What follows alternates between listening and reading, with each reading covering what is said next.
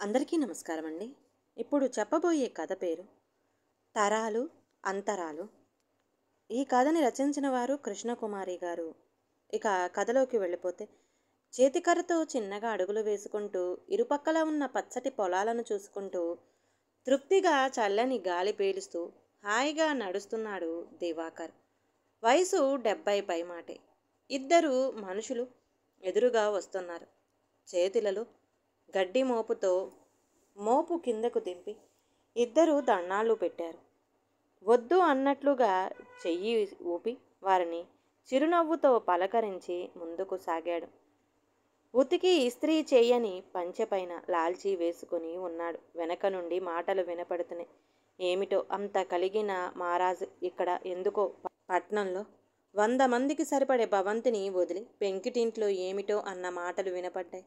అవి విని తనలో తాను నవ్వుకున్నాడు దివాకర్. నడుస్తూ ఆలోచనలో పడ్డాడు దివాకర్. తన జీవితంలో సంపాదించినది చూస్తే 4 తరాలకు సరిపోతుంది. బంజారా హిల్స్లో భవంతి కళ్ళు చెదిరేలా ఉంటుంది. ఇది కాక బెంగుళూరులో, చెన్నై, హైదరాబాదులలో ఇళ్ళు, ఫ్లాట్లు. తనకే తెలియదు వాటి విలువ. 2 మగపిల్లలు, 1 ఆడపిల్ల. అందరికీ చదువులు కొనిపెట్టాడు. అందరూ పెళ్ళిళ్ళు అయ్యి ఒక్కొక్క కంట్రీలో సెటిల్ అయ్యి ఇండియా రామని చెప్పారు. హైదరాబాదులో ఆ ఇంట్లో తను, రాజేశ్వరి మిగిలారు. ఇల్లు మెయింటైన్ చేయడానికి 10 మంది నౌకర్లు. తాము తినే పచ్చపు మెతుకులకి వంటవాడు, వడ్డించేవాడు. రోజు ఆలోచన వచ్చేది, ఎవరి కోసం తాను సంపాదించాడు, అసలు ఇంత అవసరమా, ఎందుకో. ఒకరోజు రాత్రి టీవీ ఛానల్స్ తిప్పుతుంటే ఏదో సినిమా మొదలైంది. ఆసక్తిగా ఉంది. మొదటి సీన్ చివరి వరకు కదలకుండా చూశాడు. ఆ సినిమా దివాకర్ ఆలోచన దృక్పథాన్నే మార్చేసింది. రాత్రంతా ఆలోచించాడు. పొద్దునే లేచి తను అనుకున్న ప్లాన్ అమలు చేయడం మొదలుపెట్టాడు. అంతా పూర్తిగా అమలు చేసేటప్పటికి 6 నెలలు పట్టింది. భార్య సహకారం పూర్తిగా ఇచ్చింది. ఆస్తిలో 1/2 భాగము పిల్లలకు ఒక్కొక్కరికి 300 కోట్లు పైగా. 100 కోట్లు మిగిలింది. 50 కోట్లు తనను నమ్ముకున్న వారికి ఓల్డేజ్ హోమ్స్కు, 25 కోట్లు తిరుపతి వెంకన్నకి అర్పించగా 25 కోట్లు ఉంచాడు. తమ తదనంతరం జీర్ణ దేవాలయాల ఉద్ధరణకి సమర్పించాలని అనుకున్నాడు. పిల్లలు ఇట్స్ ఓకే డాడ్ అన్నాడు. అంతేగాని డాడీ మీరు ఎలా ఉంటారో, మా హెల్ప్ కావాలా అని కూడా అడగలేదు. విరక్తిగా నవ్వుకున్నాడు. వీళ్ల గురించి తాను ఇన్ని రోజులు తాపత్రయపడ్డానని అనుకున్నాడు. ఇంకా శేష జీవితం మారుమూల వానప్రస్థానంలో గడపాలని, ఎవ్వరితో కాంటాక్ట్స్ పిల్లలతో సహా అని అనుకున్నాడు.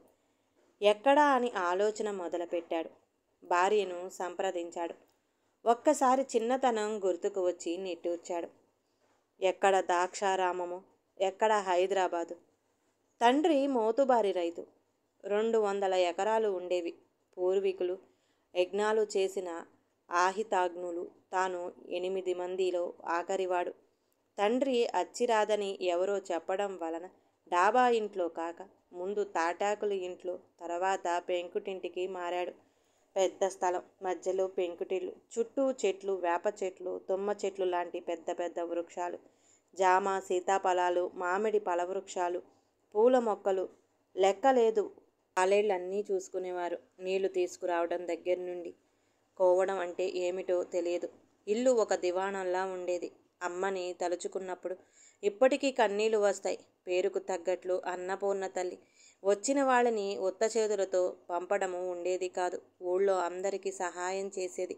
పాలు పెరుగు దేనికి తడుముకోనక్కర్ లేకుండా ఉండేది. వారాలబ్బాయి ఒక 5-6 అందరినీ సమానంగా చూసేది. అందరికీ చద్ది అన్నమే. పొద్దున ఎండావకాయ, చిక్కని గడ్డ పెరుగు. ఆ రోజులే వేరు. కళ్ళు తుడుచుకున్నాడు.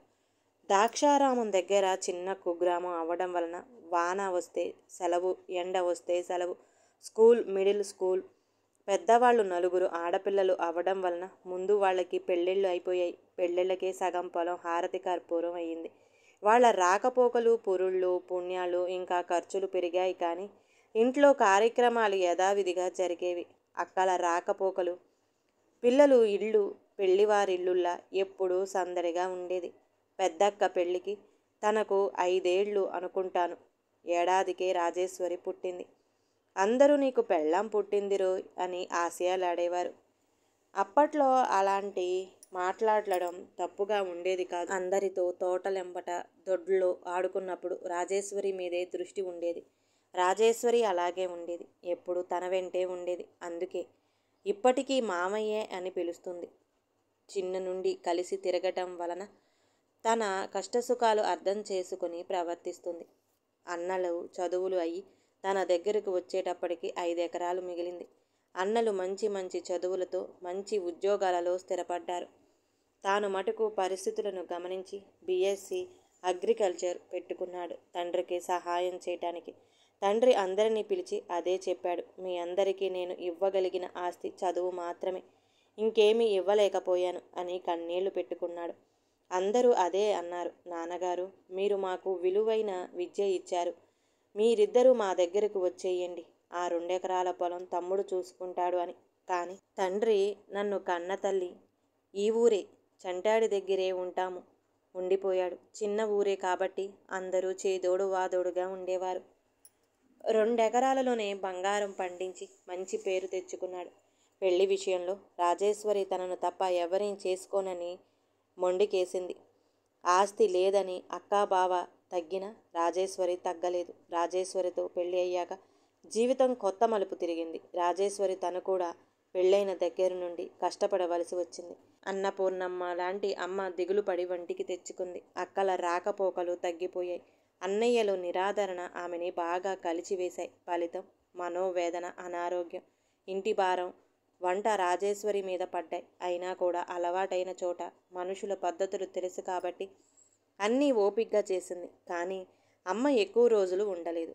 తన పెళ్ళైన ఏడాదికి వెళ్ళిపోయింది. అమ్మని వదలలేక కాబోలు నాన్నగారు 3 నెలలకే వెళ్ళిపోయారు. ఊరంతా అండగా నిలబడింది. కానీ అండగా నిలబడవలసిన వాళ్ళు చుట్టపు చూపుగా వచ్చి ఎవరో దారిన వారు వెళ్ళారు. ఖర్చు అంతా తానే పెట్టాడు. ఇంకొక ఎకరం మిగిలింది. రాజేశ్వరితో ఆలోచించాడు. హైదరాబాదు వెళ్ళి ఏమైనా చేసుకుందామంది. తన నగలు అమ్మడానికి కూడా వెనకాడలేదు. తనకి గత్యంతరం లేకపోయింది. హైదరాబాదులో తన ఫ్రెండు ఉన్నాడు. వాడిని అడిగి ఏదైనా చేయవచ్చు. ఇంకో ప్రస్థానం మొదలయ్యింది. హైదరాబాదు వెళ్ళాక హైదరాబాదు చేరుకొని ఫ్రెండ్ ఇంటికెళ్ళాడు. చిక్కడపల్లిలో ఉంది వాడిల్లు. అప్పటికే ఇంకా ఫ్లాట్స్ కల్చర్ లేదు.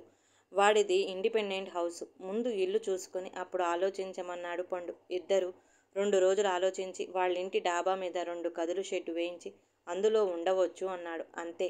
అన్ని పనులు చకచక జరిగాయి. భారమైన మనసుతో కన్న తల్లి లాంటి ఊరిని విడిచి భార్యతో హైదరాబాదు చేరాడు.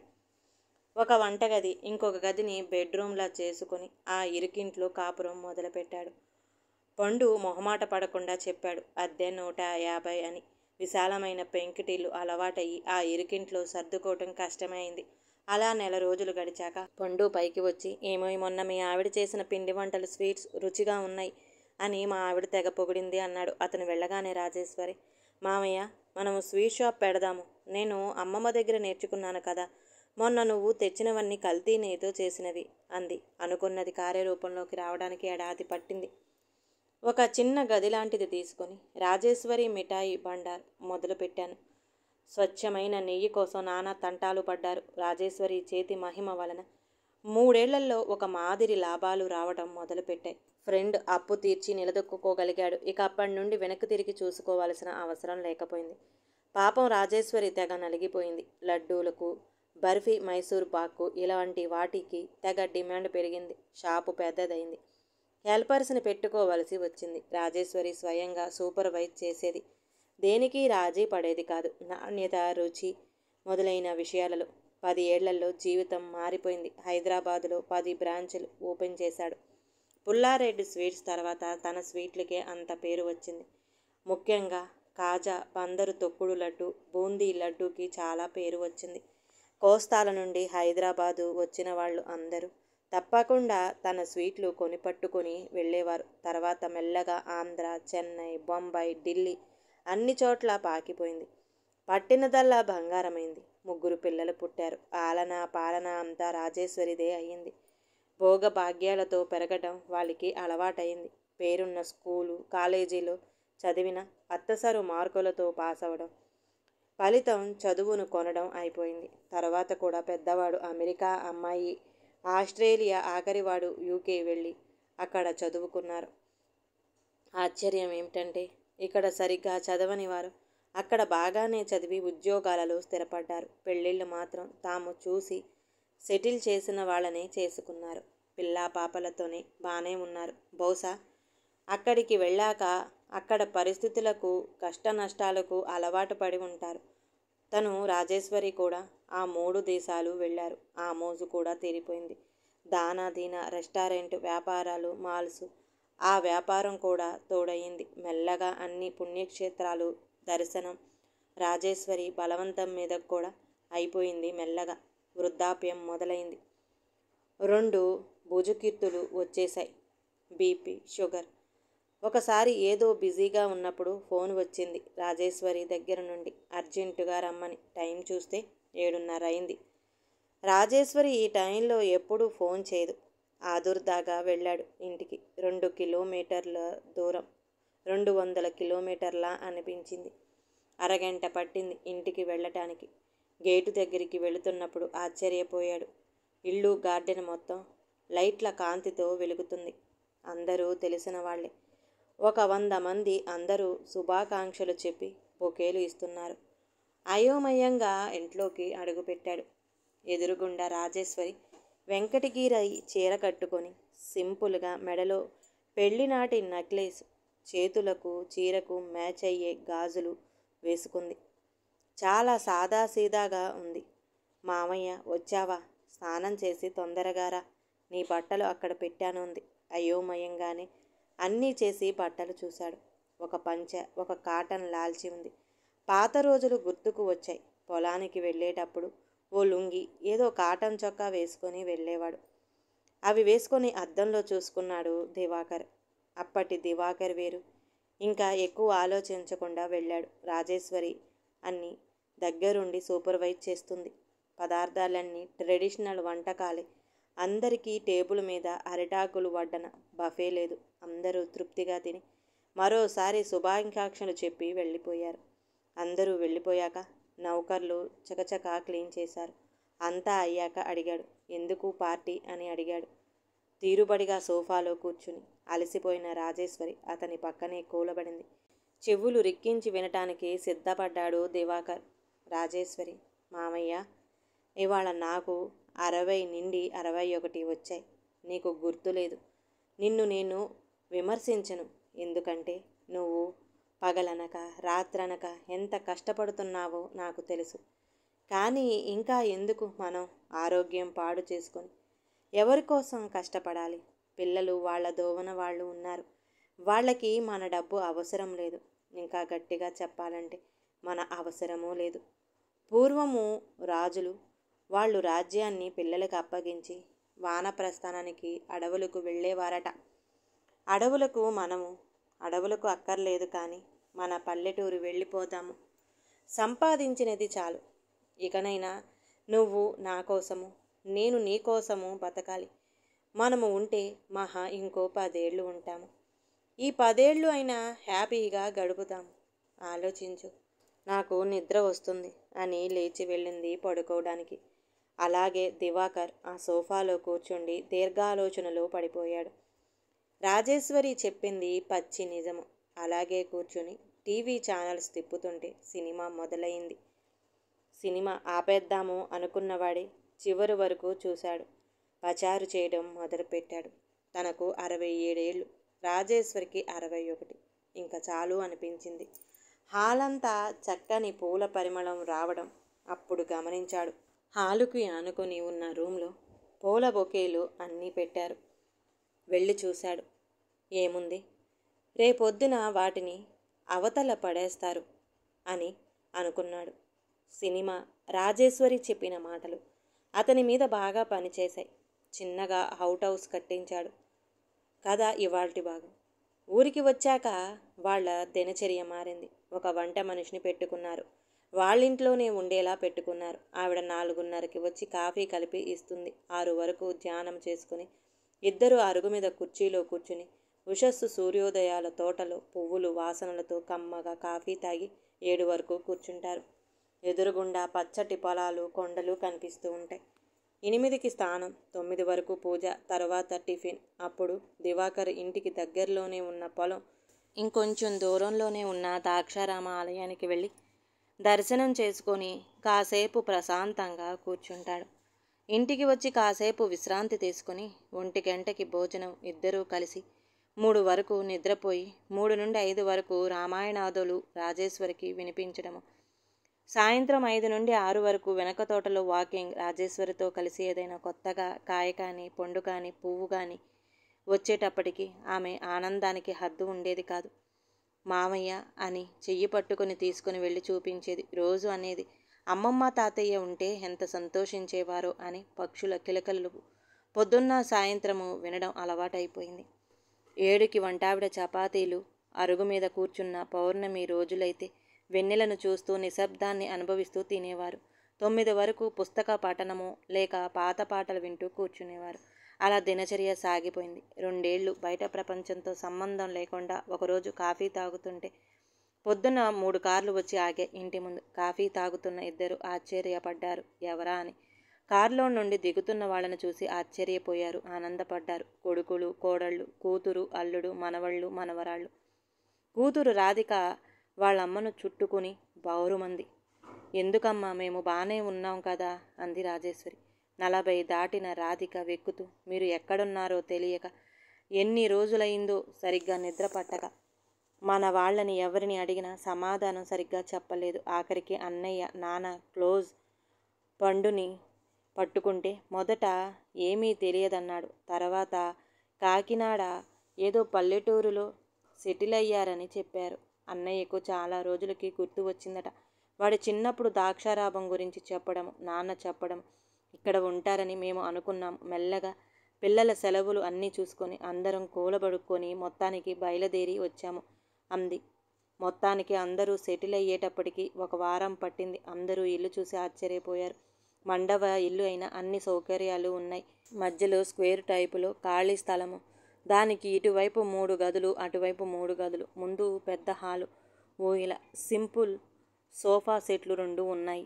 గదులు దాటి వెళ్ళాక వంటగది, డైనింగ్ హాలు. వంటగది దాటాక విశాలమైన పెరడు, పళ్ళ చెట్లు, కూరగాయల తోట. హాలుకి ముందు ఇటు అటు 2 పెద్ద పెద్ద అరుగులు. ఇంకా ముందుకు వెడితే పెద్ద పూల తోట. తర్వాత పెద్ద గేటు. రాజేశ్వరి ఇబ్బంది పడకూడదని కొన్ని అధునాతన సౌకర్యాలు పెట్టించాడు దివాకర్. పిల్లల కోసం అప్పటికప్పుడు మంచాలు దగ్గరుండి అన్నీ అమర్చాడు. ఒక్కొక్కరికి 2 పిల్లలు. పెద్దవాడికి 2 మగపిల్లలు, కూతురుకు 1 మగ ఆడ. వాళ్ళిద్దరూ కలుసుకున్నది ఇక్కడే. అందరూ హాయ్ అంటే హాయ్ అనుకున్నారు. 2వ వాడికి అంతే, మగ ఆడపిల్లలు. అందరూ కలిపి 2 నెలలు ఉన్నారు. దివాకర్ రాజేశ్వరి మనవల మనవరాళ్ల ఆటపాటలు, కొడుకులతో కోడళ్లతో, కూతురు అల్లుడితో మంచి చెడు మాట్లాడుకోవడం. వాళ్లతో కలిసి మొత్తం ర్యాలీ దగ్గర నుండి సింహాచలం వరకు అన్ని పుణ్యక్షేత్రాలు తిరిగారు. అందరూ కలిసిమెలిసి మాట్లాడుకున్నారు. కూతురైతే రాజేశ్వరి చుట్టూ తిరుగుతూ చిన్ననాటి విశేషాలు, లండన్ ముచ్చట్లు చెప్పింది. కోడళ్ళు మొదట కొంత బిడియపడిన తర్వాత అత్తగారికి సాయం చేయడము, అమెరికా ఆస్ట్రేలియా గురించి చెప్పడము అన్నీ చిరునవ్వుతో వినేది రాజేశ్వరి. రాజేశ్వరి స్వీట్లు చేయడంలో ఎక్స్పర్ట్. కొడుకులు వయసులో పెద్ద అయిన అమ్మ దగ్గర గారాలు పోయేవారు. అందరూ కోటయ్య కాజాలు, తాపేశ్వర కాజాలు, పూతరేకులు, రకరకాల ఆవకాయలు రుచి చూశారు. రోజుకో 2-3 స్పెషల్స్ ఉండేవి. మనవలు దొడ్డిన పడి ఆడటము, పొద్దున తాతగారితో కలిసి కోటిపల్లి దగ్గర ఉన్న సప్త గోదావరిలో ఈత కొట్టడం, స్వామిని చూడటం, వెనక్కి వస్తూ ద్రాక్షారామ స్వామిని చూడటం, పొలాలు అన్నీ చూడటం అన్నీ చేశారు. ఒకరోజు కారులో కాకుండా ఎడ్ల బండిలో ప్రయాణం చేశారు. ఇంకా అత్తా కోడళ్ళు టిఫిన్లు, భోజనాలు తయారు చేయడం హడావుడిలో ఉండేవారు. మధ్యాహ్నం తాటి ముంజలు, తేగలు, మామిడి పళ్ళు, ఈతపళ్ళు, కొబ్బరి బోండాలు, సీతాఫలాలు, జామకాయలు. రాత్రికి అందరూ అరుగు మీదే కూర్చుని చపాతీలు తిని అందరూ పదికి పడుకునేవారు. ఇన్ని చేసిన దివాకర్ రాజేశ్వరి మధ్యాహ్నాలు గ్రంథపఠనం మానేవారు కాదు. మనవరాళ్ళు 2 పూలజళ్ళు, పట్టు పరికిణీలు, పెరట్లో తాతగారు మామిడి చెట్టుకు వేయించిన ఊయలు ఊగటం. మొత్తానికి అందరికీ ఆ ఊరు అందరికీ తెగ నచ్చేసింది. ఏడాదికి ఒక్కసారి వచ్చి 1 నెలైనా గడపాలని నిశ్చయించుకున్నారు. ఇక ప్రయాణం వారం రోజుల్లోకి వచ్చింది. అందరూ కావలసినవన్నీ సర్దుతున్నారు. కూతురు, కోడళ్ళు స్వీట్లు, హాట్లు, ఉప్పాడ పొట్టు చీరలు కొనుక్కున్నవి, ఊరగాయలు, ఫ్రెండ్స్ అడిగినవన్నీ చూస్తున్నాడు. వంశీ పెద్ద కొడుకు, వాడికి 14 ఏళ్ళు. దివాకర్, రాజేశ్వరి వాడిని 4 ఏళ్ల కిందట చూశాడు. ఇంటర్నెట్లో చూస్తున్నారు కానీ వాడు ఒకసారి కనిపించి హాయ్ తాత, గ్రానీ అని పలకరించి వెళ్ళిపోయేవాడంతే. ఇప్పుడు వాడిలో అన్ని తండ్రి పోలికలు స్పష్టంగా కనిపిస్తున్నాయి దివాకర్కి. రోజు దివాకర్తో పొలానికి వెళ్ళేవాడు. అక్కడి నుండి గుడికి వెళ్ళేవారు. ఇవన్నీ ఎవరికి అని అడిగాడు. పళ్ళు, పూలు, కొబ్బరి బొండాలు, తులసి, మారేడు దళాలు పంపడం చూసి గుడిలో వాటితో అర్చన చేయడం చూశాడు. తాతగారి రొటీన్ చూశాడు. కొన్ని అడిగి తెలుసుకున్నాడు. ఆ 2 నెలలు దివాకర్ని అంటిపెట్టుకు తిరిగాడు. మధ్యాహ్నం తాతగారు చదివే అన్నీ విన్నాడు. అర్థం కాకపోతే అడిగేవాడు. అలా ఇద్దరు బాగా క్లోజ్ అయ్యారు. ఇంకో 2 రోజుల్లో ప్రయాణం ఉందనగా అందరూ కూర్చొని మాట్లాడుతున్నప్పుడు డాడ్, నా టికెట్ క్యాన్సిల్ చేయండి అన్నాడు. అందరూ తెల్లబోయారు. కోడలు మాధవి ఏదో చెప్పబోయింది. కానీ వంశీ స్పష్టంగా ఇంగ్లీష్లో చెప్పాడు. తాతగారు, నానమ్మ ఇద్దరు ఓల్డేజ్కి వచ్చేశారు. ఈ రిమోట్ ప్లేసుల్లో ఇద్దరే ఉంటున్నారు. నాకు ఇక్కడ నచ్చింది. ఇక్కడే ఉంటాను. వాళ్ళకి తోడుగా ఇక్కడ చదువుకుంటాను, వ్యవసాయం చేస్తాను. తాతగారి సలహాతో పొలం కొని ఇక్కడ సెటిల్ అవుతాను. నాకు ఇక్కడ ఈ పొలాలు, గుళ్ళు, గోదావరి అన్నీ నచ్చాయి. దట్స్ ఆల్ అన్నాడు. ఎవరు ఏమీ మాట్లాడలేకపోయారు. తర్వాత 2 రోజులకి తల్లి తండ్రి ఎంతో నచ్చ చెప్పారు. అయినా నో చెప్పాడు. వెళ్ళే రోజు వచ్చింది. అందరూ భారమైన మనసుతో తల్లిని తండ్రిని కావలించుకుని కన్నీళ్లు పెట్టుకున్నారు. తాతయ్య చెయ్యిని, నానమ్మ చెయ్యిని పట్టుకుని హుందాగా వంశీ అందరికీ బాయ్ చెప్పాడు. నేను ఎక్కడికి రామురా, చంటాడి దగ్గర ఉంటాను అన్న తండ్రి గుర్తుకు వచ్చాడు దివాకర్కి. తాను చెయ్యలేని పని కొడుకు చేస్తున్నందుకు మనసులో దివాకర్ పెద్ద కొడుకు సంతోషించాడు. చూస్తుండగానే ఊరు దాటాయి కార్లు. ఈ కథ గనక నచ్చితే ప్లీజ్ అండి లైక్ చేయండి. అలాగే ఛానల్ని సబ్స్క్రైబ్ చేయటం మాత్రం మర్చిపోమాకండి. మీ విలువైన అభిప్రాయాన్ని కామెంట్ బాక్స్లో కామెంట్ చేయండి. అందరికీ ధన్యవాదాలండి.